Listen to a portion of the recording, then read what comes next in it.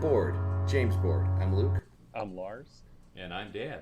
This is our deep dive retrospective of every James Bond film ever made. How's everyone doing tonight? What's going on? Doing well. Yeah. Good. Doing well. Anything exciting going on? Not really. Just, enjoying 2023 and had the day off today. And, yeah, just kind of hanging in there. How about you? I'm doing well, enjoying 2023. I have jury duty next week. Hey. Really? Yes, I do. Have you ever done it? Nope. I'm still, I have to, report and, go through the whole process of saying, hey, I'm here, I'm not a Nazi. Which apparently is a thing you have to do now. Please, it was please it was tell assumed. me that you're gonna be on some drug lord. No, but, have you ever been called before? No, I have not. Have you? 3 times. Really? Yeah, so one time... I'm sorry? No, I was going to say, I've never been called before. Yeah, 3 times. One time, they didn't need... Because you have to call, the night before to see if they need you. And then they didn't need me one time. And then one time, I showed up at, 8 a.m. at the courthouse. And I sat in the pool room all day. And I read Good Omens from cover to cover. Because basically, you watch your training video, and then you have to wait. And then they'll call a certain, depending on what they need that day, they'll call people out of the pool, and you'll go into a room. But if you never make it out of the pool, you just sit there all day. Right. So I read a book, and that was it. And it depends on the kind of jury you're going to. Yep. Right. Exactly. And then one time, the last time, I actually made it onto a jury, and I was foreman. Nice. And we sent someone away for 10 years. Wow. Cool. We did not know. Well, that we were I don't know doing, if cool was a good thing, but yeah. We didn't know that we were doing that. We just knew that she was guilty, and then after they were guilty. Yeah. The judge was like, "Hey, just to let you guys know, this person has been caught doing this hundreds of times, so we're having to send her away for 10 years." And it was like, oh yeah. Yikes. So did you go? Whoa! We were kidding. We didn't know you were going to do that. Yeah, it was sobering. So, Wow. Yeah.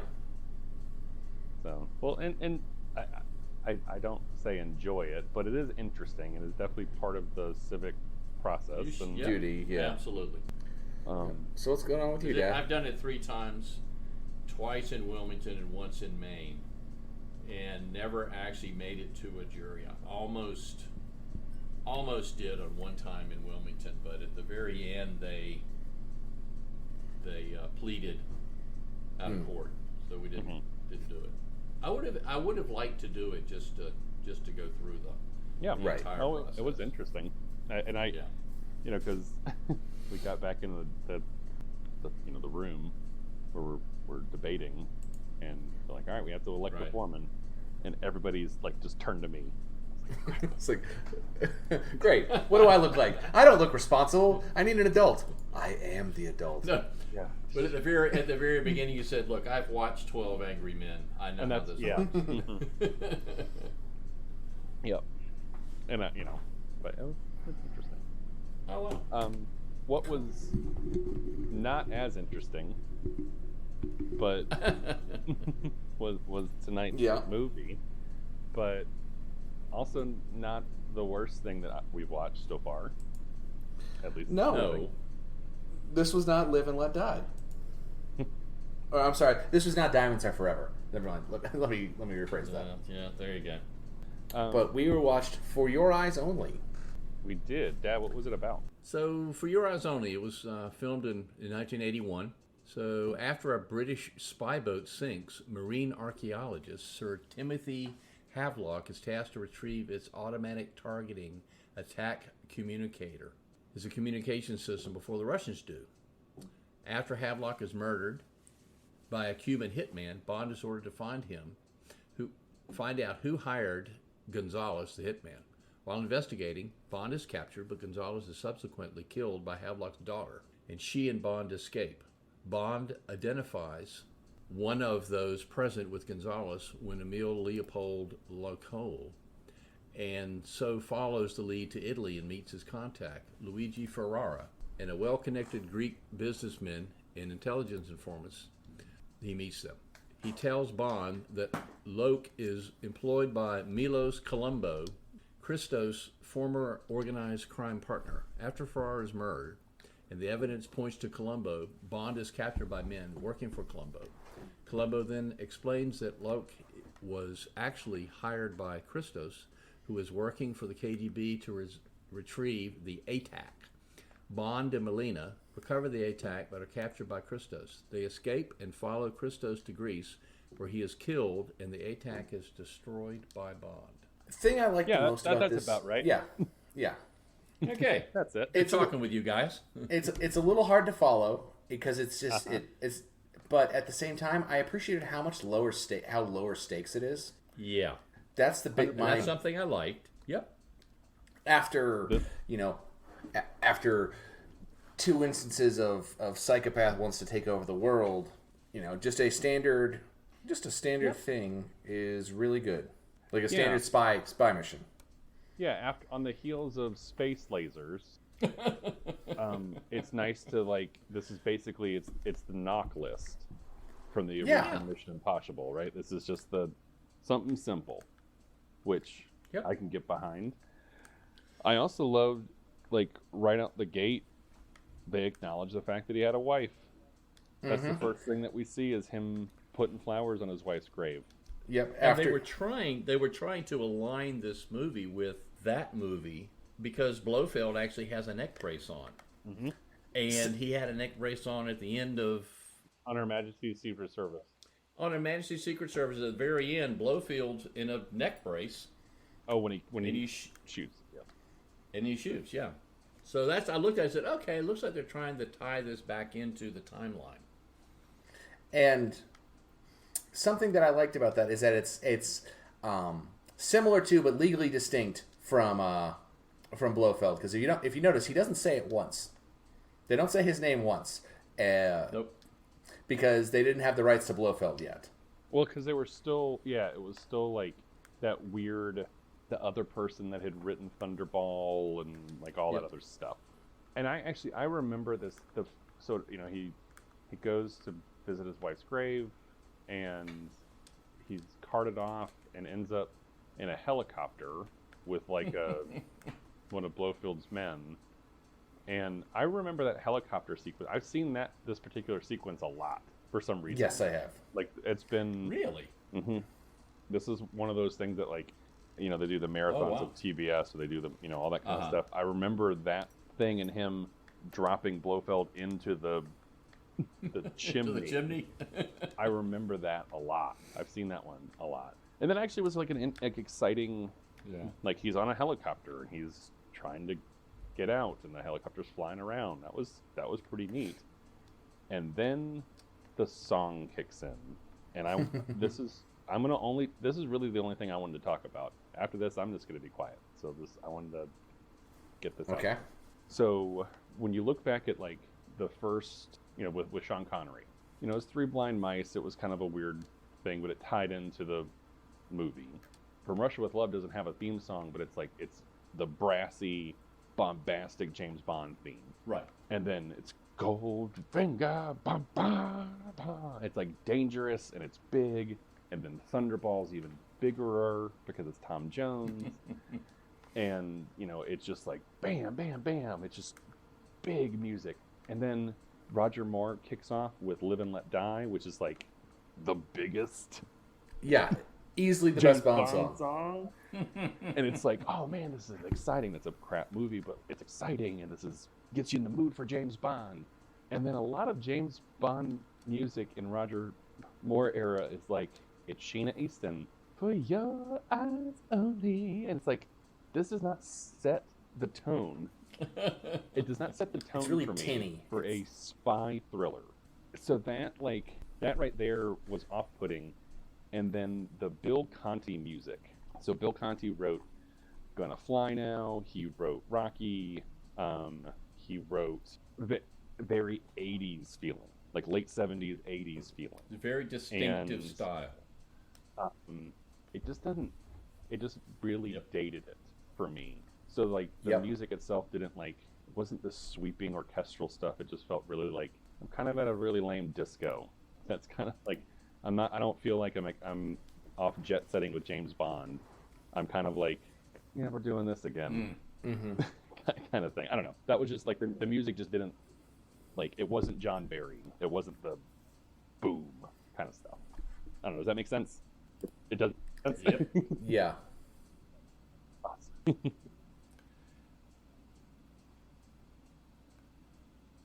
No. Yes. For me, and you stole my thunder, because you know how, I mean, to me, music within a movie really can make it or break it. And there have been so many. What? Well, I'll tell you what. Here's one. You know the series, The Librarian. They're fun. Yeah, they're The great. one with Noah, what's his name's in it? Yeah, and they're fairly good television movies until it looks like they hired a guy with a little electronic keyboard, and they gave him a half an hour to come up with some theme music for it, and they play that throughout the whole thing, and I can't even watch the movies. The music is so bad. Well, that's like Well, this one, I just couldn't get past the music. Yep. So the it's like there's a cut. There's not a cut. Someone went through the original trilogy of Star Wars and took all the music out to prove a point. And John Williams' score in that does a lot of heavy lifting that you don't realize. Oh yeah, Like there's that scene. I agree. Yeah, there's that scene in Empire where they're fixing the Millennium Falcon and Han and Leia are getting really close, and there's this swelling orchestral bit, and it's really romantic and beautiful. You strip the music out of it, it's super creepy. Yeah, and a lot of times a scene will just be dead. Yes. There's just nothing going on. But with this one, I really couldn't. The story might have been pretty good. I couldn't get past the music. It Yeah. was For it me, was horrible. the music's really bad.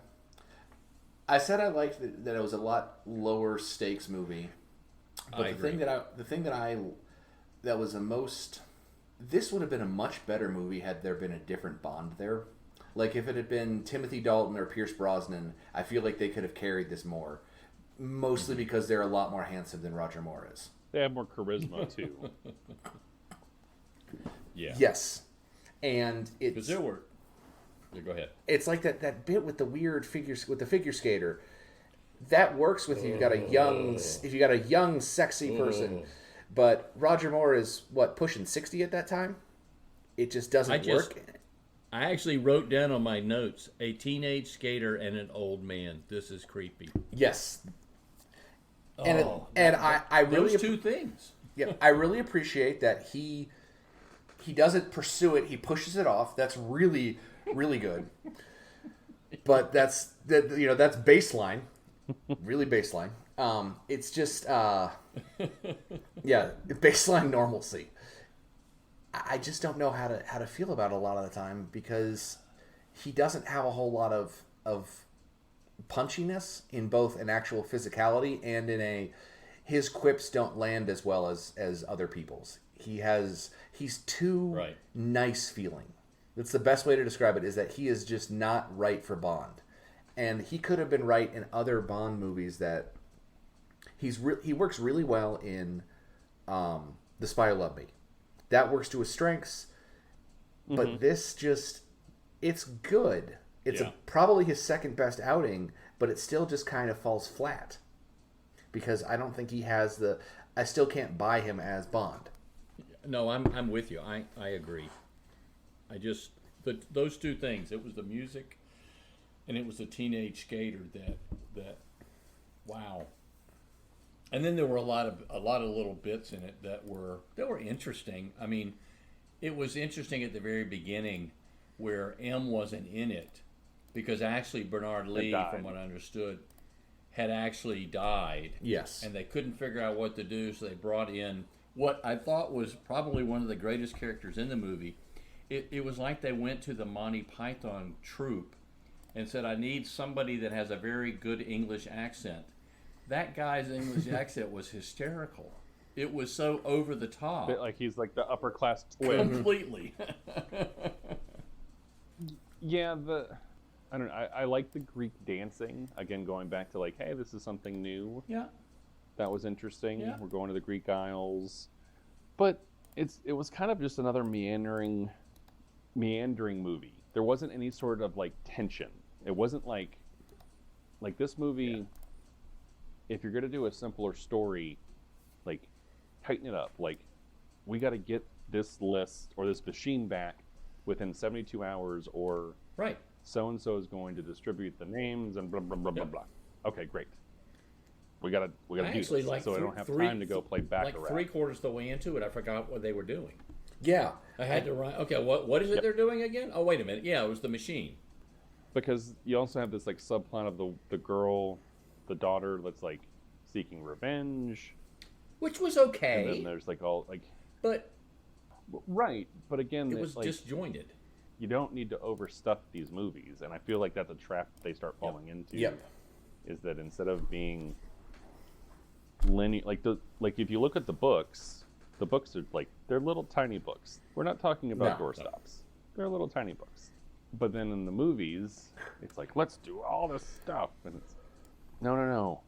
Just keep it simple. And I want to find out where you can go and actually just get in line to get onto a ski jump. I didn't think you could actually do that. You know, the guy, he just walked up with his skis and, I think I'm going to time go jump off a ski jump. Wow, That seems I didn't know you could do that. seems incredibly dangerous. I know. I'm pretty sure that you have to train a long Yeah. time to do that. Exactly. Yeah, I mean, in the grand scheme of things, this will probably not be, like, in looking back, I probably won't really remember this one. There wasn't anything like No. it's the helicopter chase or the helicopter thing in the beginning, which, I mean, I know why they do it, but why doesn't Blofeld, who hates Bond, Just kill like, him. Just poison kill him? him. Or just push him off a building? Putin does it all the time. Like, Just shoot him. that- Why doesn't he and just shoot he him? seems pretty successful with it. Just shoot him.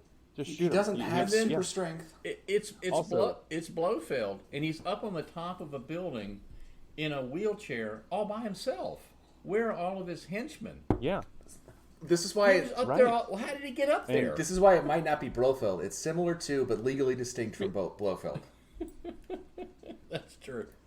Like what was your escape plan? Yeah. Like This is the and- '80s. The ADA doesn't exist. You're Also not getting down. You're not getting back downstairs very easily without help. Exactly. I didn't see any stairs to get up there. Maybe How it's do got a you get jetpack up on there. And then Helicopter? well, and then this is something that's just silly, but why does everything that crashes out of the air sound the same? It was It's that, it was like, a helicopter making an airplane noise. making an Yeah. airplane crashing sound. I don't understand. No, that's not how it. I mean, I haven't heard a lot of helicopters crash, but I don't think it's that incessant whining. That a plane that- has. Right. No, it was probably because the Foley artist that they hired, it was cut rate, and he's like, okay, well, I'm just going to make some kind of noises that people know are crashes. But you're right. Right. That one got me. I'm like, wait a minute, that's not a helicopter. The suits again. Ugh. Just The terrible. whole scene, when he ends up around the pool, and the people are dancing, and they're playing, around the swimming pool. All the disco. Oh, God. Oh yeah, it was. Oh God, this is bad. Yeah. Yeah, I don't know. I don't know what. I mean, it's reflective of the time, right? I mean, that's what Yes. this whole point of us doing this was like. It's supposed to reflect the time, and obviously, we weren't around yet. We're almost there. We're almost at a point where I was at least around. Yeah, but I was there, and I don't remember that time period being that bad. I can't. I'm like, wow, I lived in this time period, and everything was just in bad taste. This is bad. It's embarrassing I lived then. Well, and yeah, just not No. cool. And it's so strange that to see a character kind of devolve that way. Yeah. And I wonder if, I mean, the people that made it originally, you know, they were so successful at the beginning. Yep. Like they were printing money. Like basically, you know, Thunderball was like we are basically making our own money. Yes, incredible. But then at a certain point, did their ego get too big, and should they have like stepped aside and let new people come in? I don't know. I mean, it's almost like, well, this is 12 movies in. You know, you've heard about the pitch. You've heard about pitching movies, and it's the elevator pitch. You know, where you have to do it in 3 sentences or whatever. Mm-hmm. It's almost like all of a sudden the people that are in charge of making the movies don't care about whether or not it has a story. It's just, I need to have these certain elements in this to make it a James Bond movie, so it's a formula. Yeah. We have to go to this many countries. Yeah. We have to go do this many things. And it's like, well, okay, but at a certain point, like, those things that you're doing aren't exciting anymore. That's another thing. It's these movies at a certain point, and I don't. I mean, it's already happened. It's not like at this movie, but at a certain point, particularly in the Roger Moore era, and probably, I mean, to some extent, James Bond or Sean Connery, but at a certain point, it stopped being a will he get out of this, and it turned into a how will he get out of this, and those are still fun, but that's different. Very. That's a different feeling. That's a different kind of movie. It's not as exciting. You know, it's still fun, but it's not is he going to get out of this? Right. Kind of. Yeah, I mean, it even ends up as, do I even really care if he gets out of it? You know, Right. I mean, some of it is like, wow, this is. Can we cut to the chase? That's what I think. That's a big difference between, probably the biggest difference between Roger Moore. You know, at least in the early Sean Connery ones, they were still like, I don't know if they're going to make another one of these. So, is he going to get out of this? And of course, you know, when it gets to like Diamonds Are Forever, now it's a formula. So it's not just Roger Moore's fault. I mean, Sean Connery definitely played into it as well. But and you know, at a certain point, these movies weren't it's exciting. a shame because there were certain points in the movie that they actually like the bit where they threw them in the water. They were trolling with them. You know, they were towing them behind the boat like it was bait. You know, that could have been really good. It was almost good. It was like almost how you're going to get out of this, but then they go a while and they go, okay, turn the boat around and let's do this again. And unfortunately, almost good is just about as good as Roger Moore did before.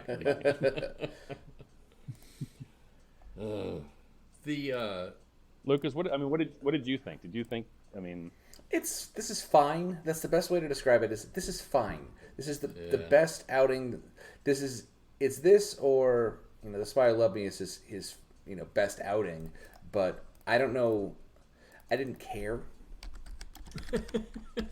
That's the big thing, is I just was bored a lot of the time, and that's the worst thing that can happen with a movie is just be bored. Yeah. I mean, I was bored a lot of this movie. It took me 4 days to watch it. Yeah. Yeah. I watched this over the course of 4 days, so that might have been part of the problem, but I watched this over the course of 4 days.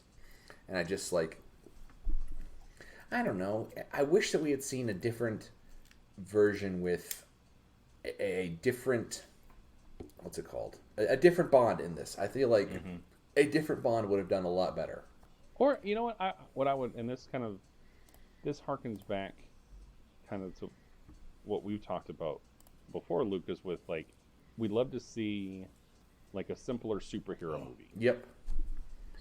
Or, like, you know, like you said, like a New Frontier, but, like, shot right. Like New Frontier. Shot like New Frontier. Yep. Or shot like it was made in the 60s. But, like, what if it was just Superman fighting criminals? Like, that's what he did before. It didn't have to go bigger. It was Did just it for 60 fighting years. gangsters. Did it for 60 years. Well, what if James Bond he had to go find this machine because this machine would decode things. There was a clear threat. It's just when you meander around or you trying to make it all this other stuff, it loses the tension of finding it. I'd love to see a James Bond movie that was just, and I think we get that when we get to Casino Royale. I got to go bust this guy up at a casino game to get his money. Reason. Yeah. For a specific reason. Right? And I'd love more. I mean, think about this. At the very beginning, it was what you just said, Lars. It was, we lost the enigma. It was a machine like that. And the Russians might get it, and we need to get it back. Well, there's a movie. Right. That's it. Why did they end up at a monastery on the top of a mountain? Why did because fuck you, that's why. because James Bond does stuff like that. That's right. That's why. I don't. When Lucas, when you said I would like to see another James Bond in this, a different one, but I also think I agree with you, but I think it couldn't be filmed in 1981 with all that kind of baggage going on. If they filmed that movie right now, let's take that story and actually make that story right now. That would be a really good one. Yeah. The problem is, if you do that, it's no longer a James Bond movie. It's a spy movie, and that's fine. That's totally okay. However, we have hit a point where a James Bond movie is formula, and we just need to accept, that's part of the problem, is that we need to accept that James Bond is formula. During this time every period, time, yeah, it's very formula. And you're saying we want to have James Bond do a, just solve a spy mission. Well, that's not a James Bond movie. That's just a spy movie. That's not necessarily bad, but that's a different kind of thing that we've morphed into now. So it's almost like it's the snake that ate its head. Yeah. It's just now, it's successful, but now we're kind of locked into this. This is what we're going to be making from now on. Right. Until people get really bored of it. Right. Which is coming. And then to top it off, the very end of it, they had to bring in Margaret Thatcher. Yeah, that and have her talk to a parrot, which, have her talk to a parrot. That's fine by me. Thatcher the Milk Snatcher.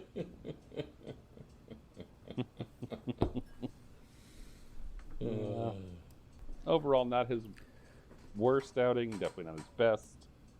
Not the worst James Bond movie, not the best. It's solidly middle in the pack. One, yeah, and I know at this point, I can see the writing on the wall for. I know I have the unfortunate knowledge of what comes in a little bit, and the salad days of Roger Moore are over. The salad days of Roger Moore. And we're just kind of they were never that great to begin with, but it was something a little bit interesting. And now it's okay, now I'm just waiting for Christopher Walken to walk in. You're waiting for Christopher. You're waiting for him to walk in. Ho. That's better than anything in that movie, Lucas. That bad pun. Look, the only reason people don't like puns is they didn't get there fast enough. Yeah. So now it's just all right. I've seen what you'd had to offer, Roger Moore. I'm good. Let's move on. And yeah, I don't know. I'm also ready to move on from this era and to something different. Yeah. We just think I lived through it. Well, all this. No, did you live or did you survive? Did I live or let die? All this nostalgia for the 80s and stuff like that, and it's really.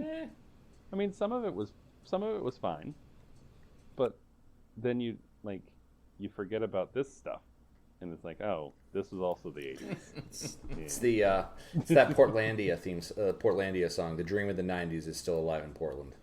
Why isn't there 90s nostalgia yet?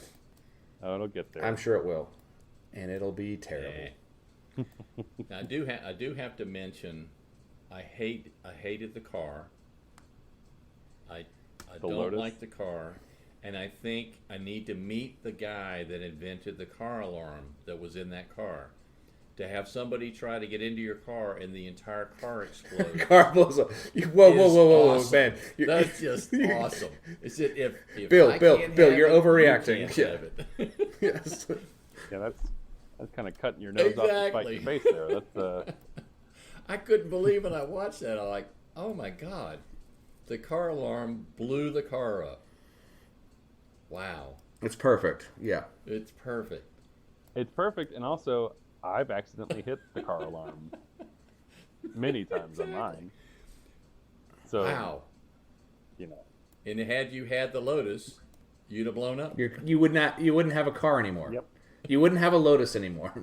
I would now have a load. Well, I'd be back to square one, right? Win some, you lose some. I'd have exactly as many Lotuses as I have right now. But I could see after you pushed the button on the key fob and it blew up, you're like, well, nobody told me that was going to happen. What? Son of a bitch! I have to get an Uber right now at What surge the pricing. hell?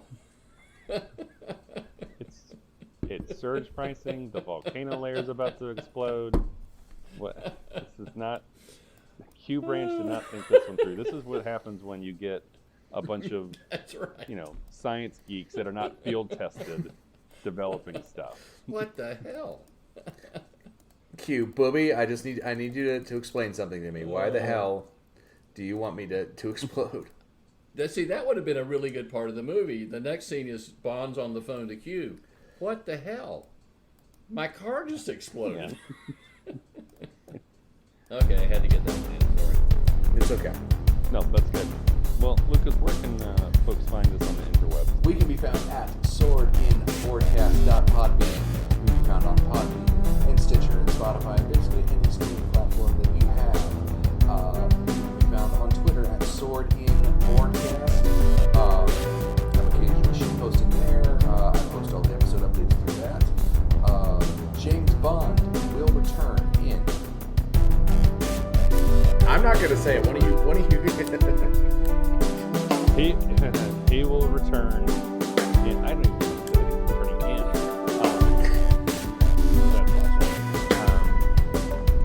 The next movie's off the Leave all that in. Oh, absolutely. Good night, y'all. Oh, my gosh.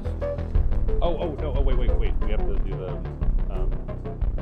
our theme. Oh yeah, our theme song, Iron Curtain Shuffle, is made by the incredible Lillian Boyd. You can find her at Here Lies Lil on Twitter. Awesome. And our artwork is done by